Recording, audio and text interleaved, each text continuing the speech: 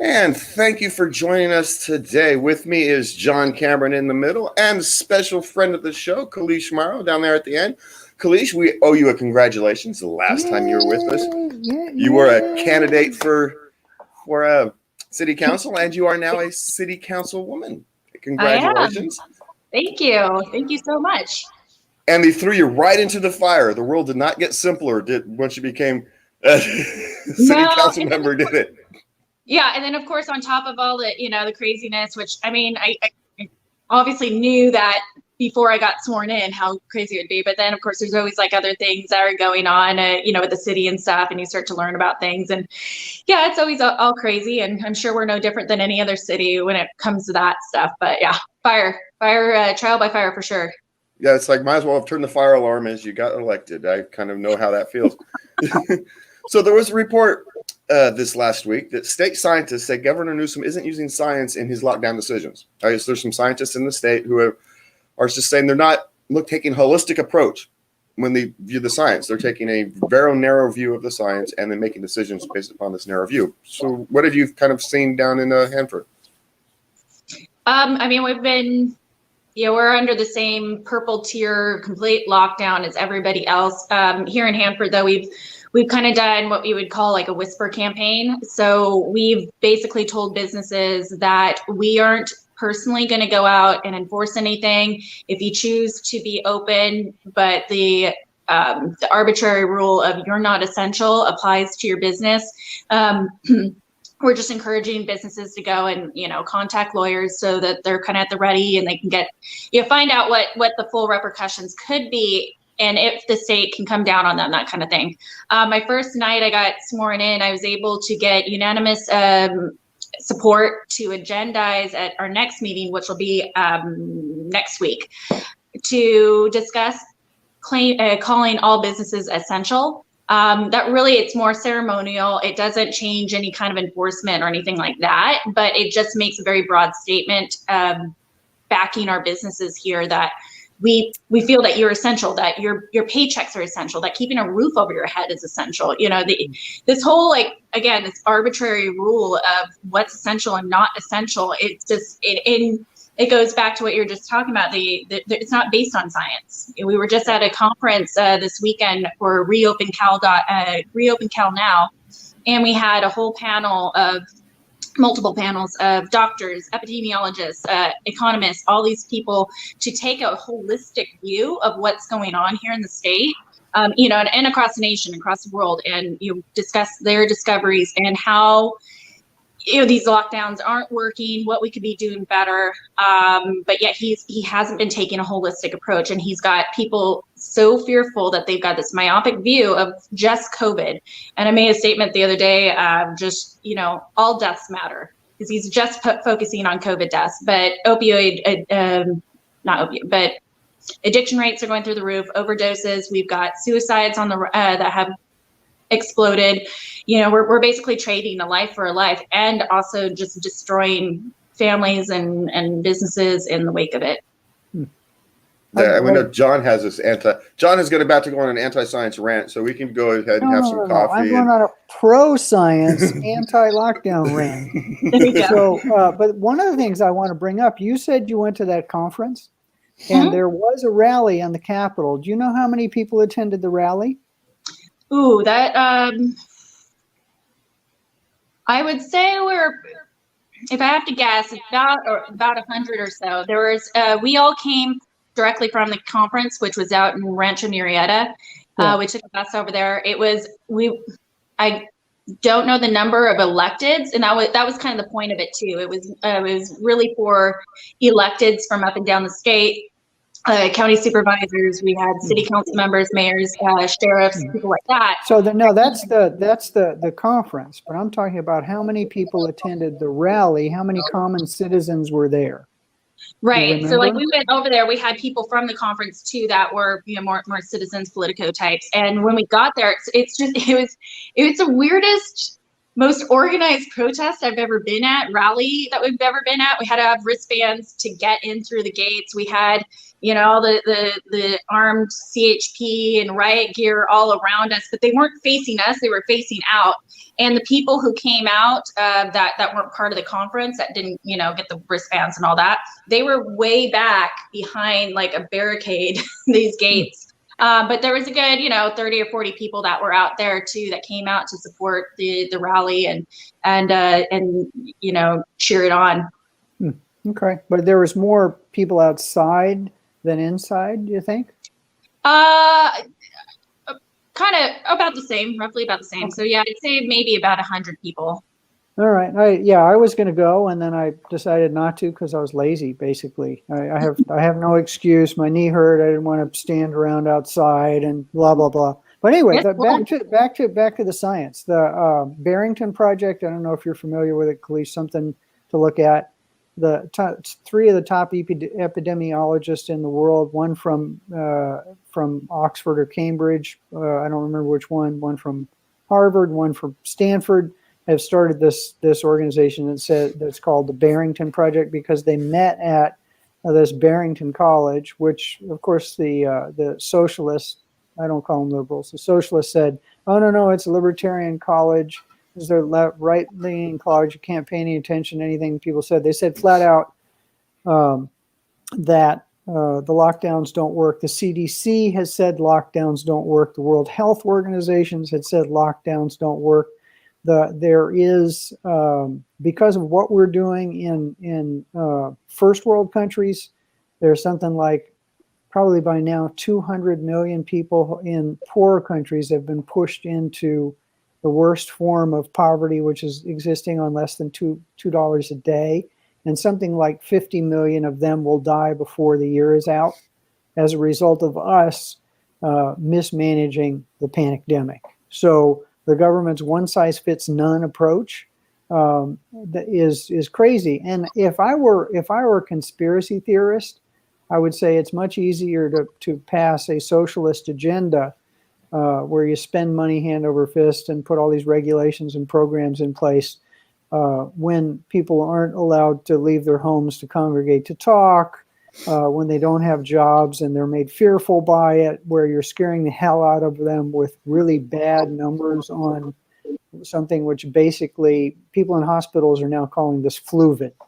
That these are people who, doctors and nurses and lab techs and all the rest of that are calling it the fluvid, F-L-U-V-I-D, because they know that of the 20 million or so people that have actually been tested in this country to have, is it 20 million?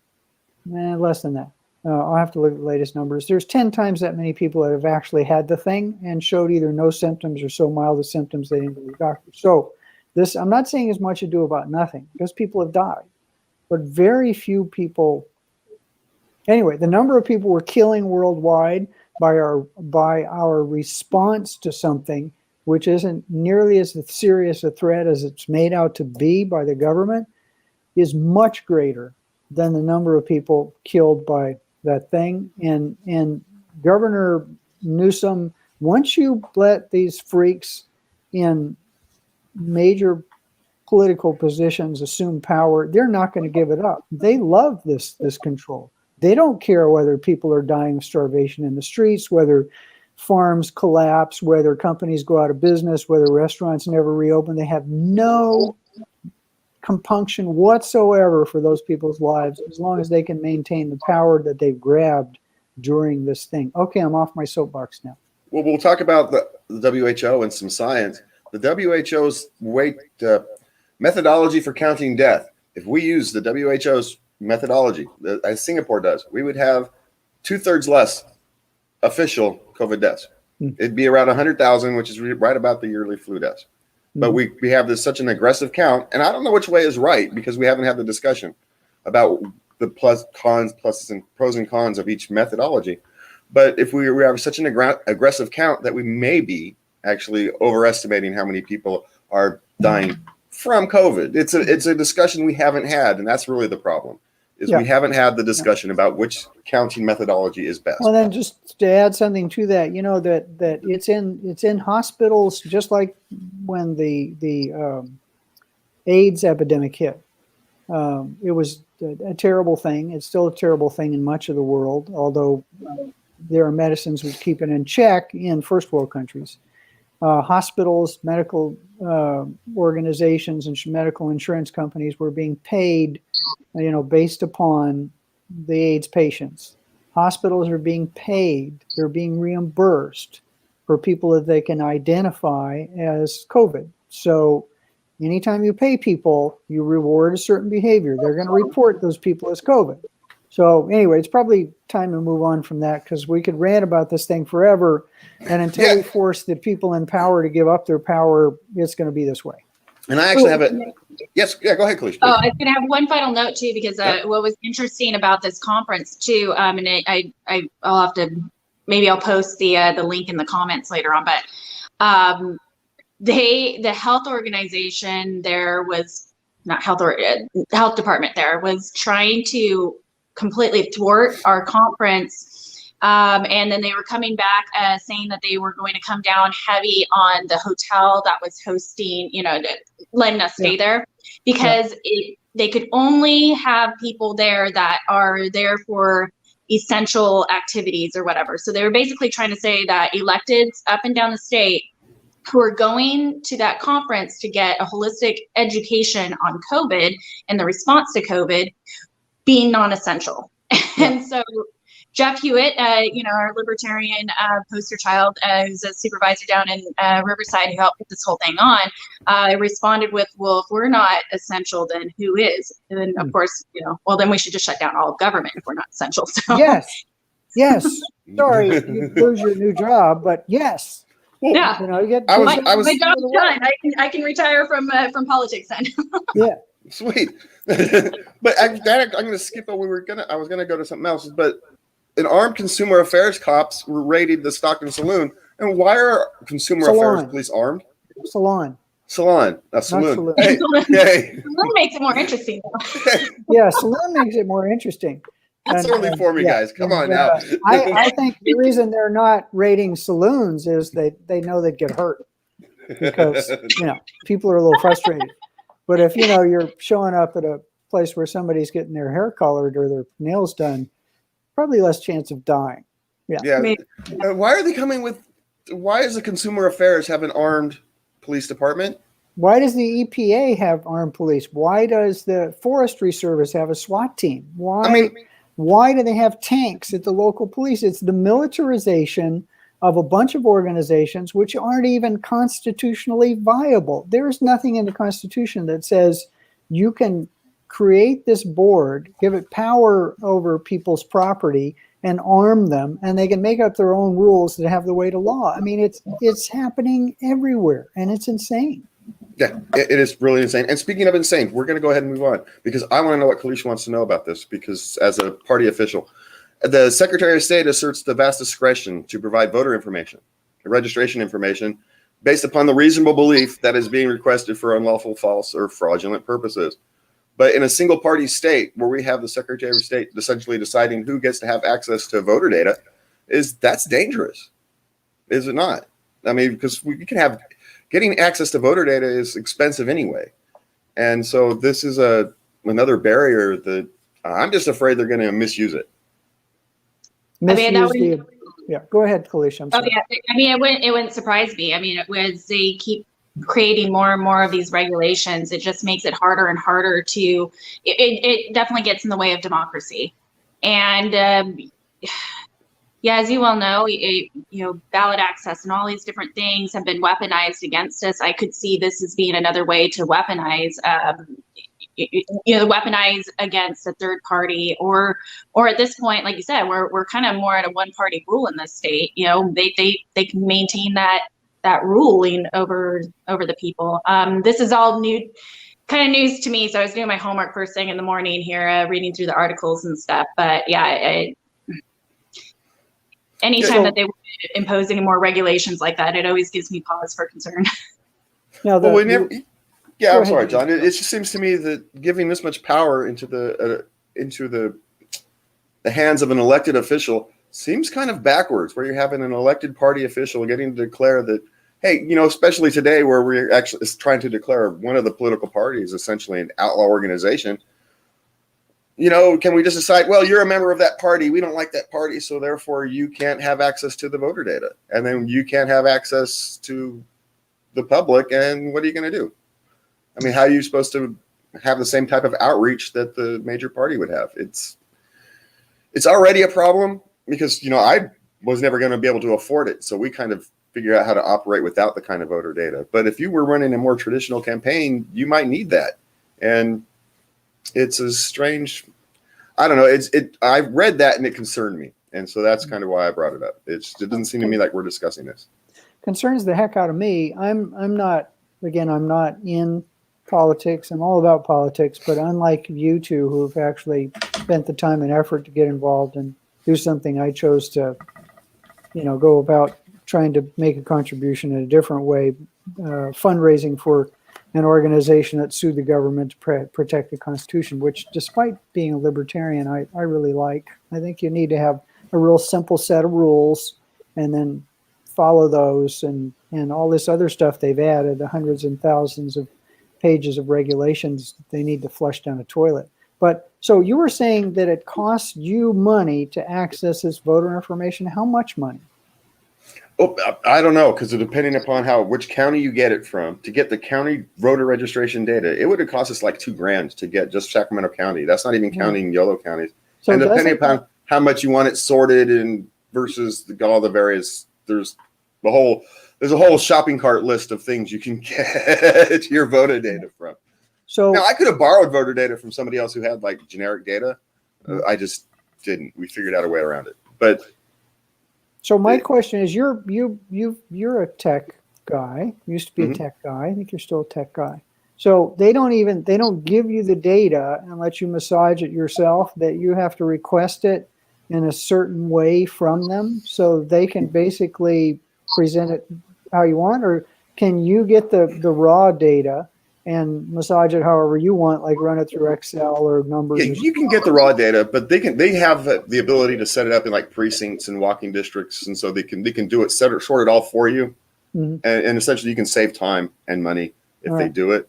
Okay, which is fine. It's great. It's actually, I don't necessarily mind that, but it's expensive, and so if you're going to set up now, not only do you have to go through that expense part and deal with it, but now you have to ask for approval.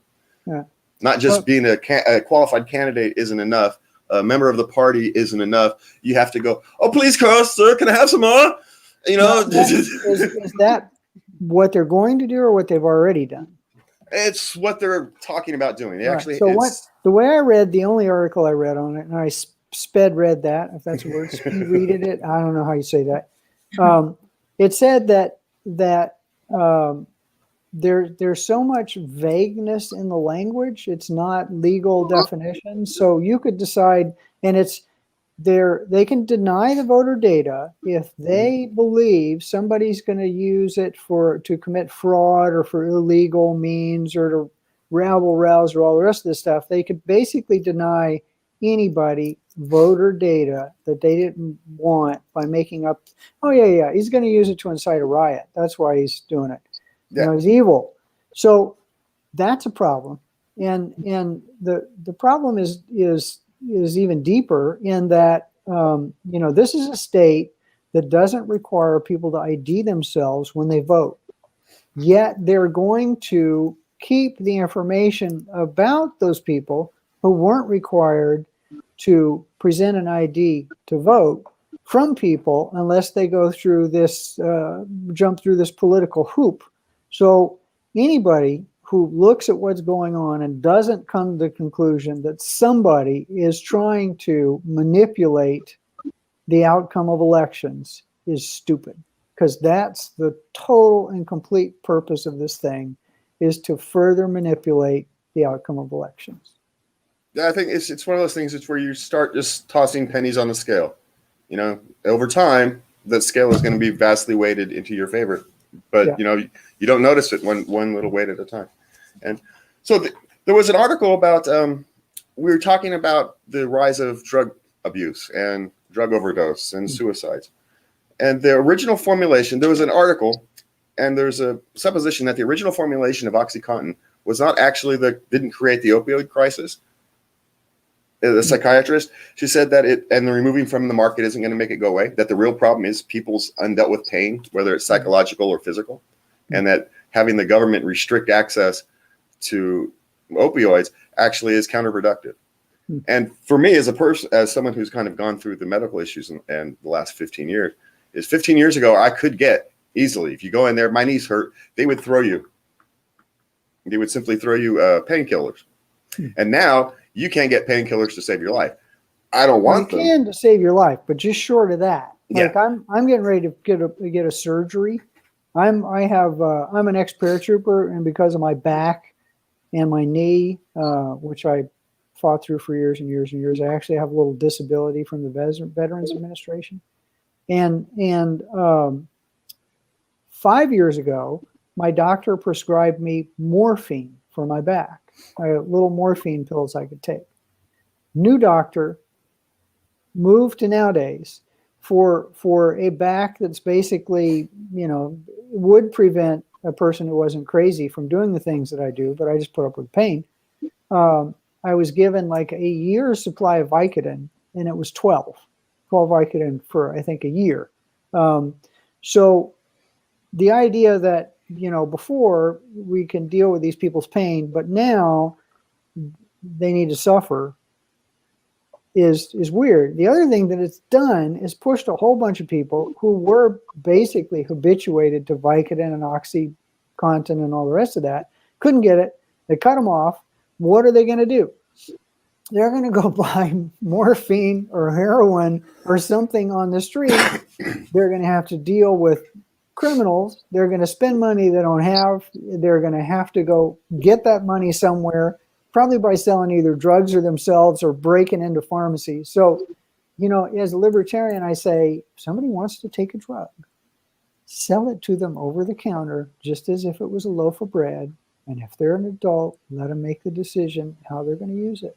If they want to sit in front of the TV, well, never mind. If they're sitting in front of the TV, they don't need morphine because they're frying their brain anyway. But anyway, it's blaming a drug for a drug problem is like blaming highway deaths on cars.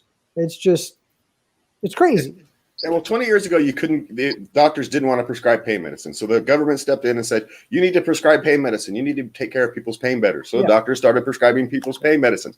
And now they said, you're overprescribing pain medicines. We have to crack down on opioids and pain medicines. So they cracked down on opioids and pain medicines. And now we have a drug abuse problem in our streets. And no one wants to go say, the original sin was actually interfering with the medical procedures in the first place. Yeah. I mean, it's, no one wants to go back to the original sin. And I think that's kind of the problem that we've got. You got anything on that, Kalisha, or you just we kind of covered everything here for you?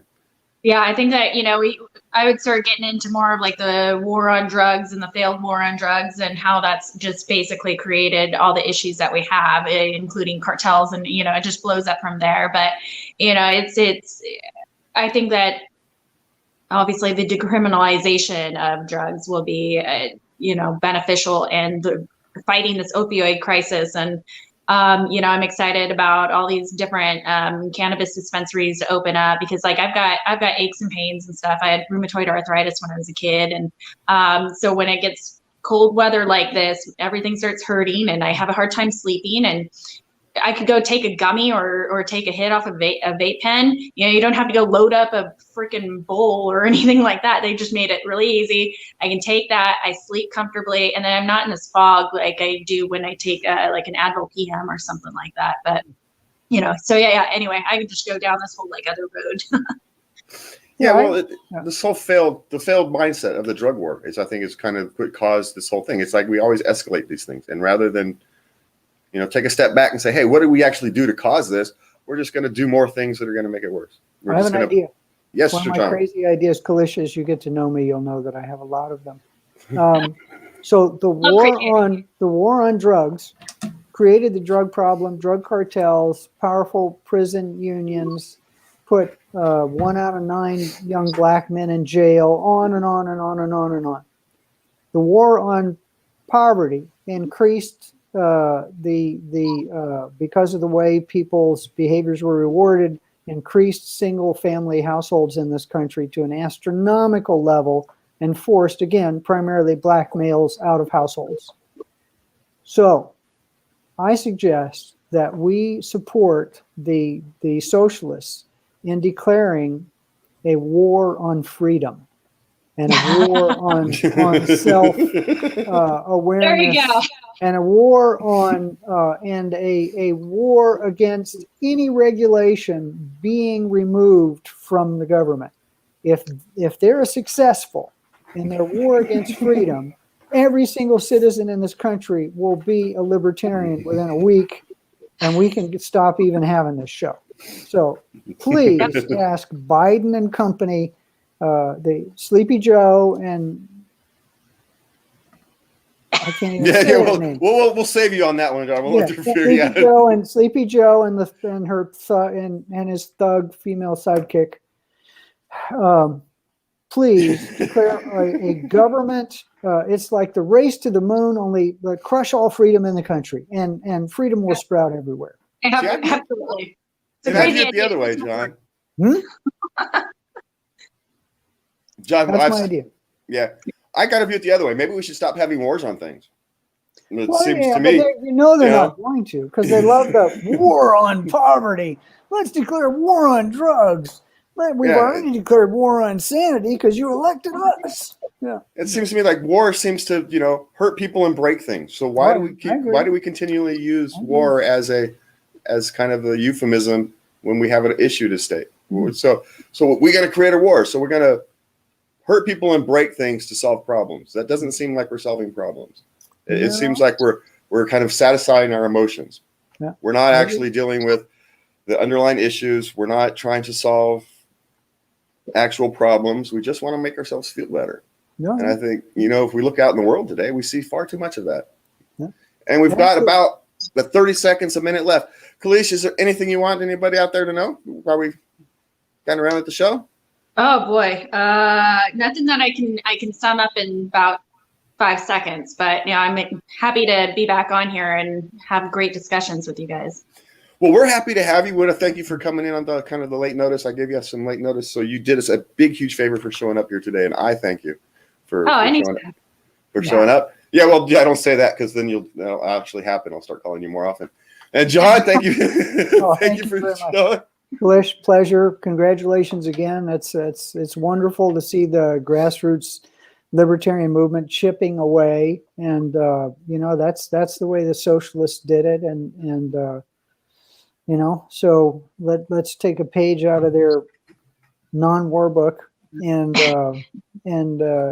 get some wins here, because if you take the labels off, 70% of the population of this country would self-identify as libertarian. And we just have to get the word out that we're interested in fiscal responsibility and less regulation and freedom. And we're ending with that, John. Thank you all for coming. From all of us here at Libertarian Counterpoint, please remember to love everybody.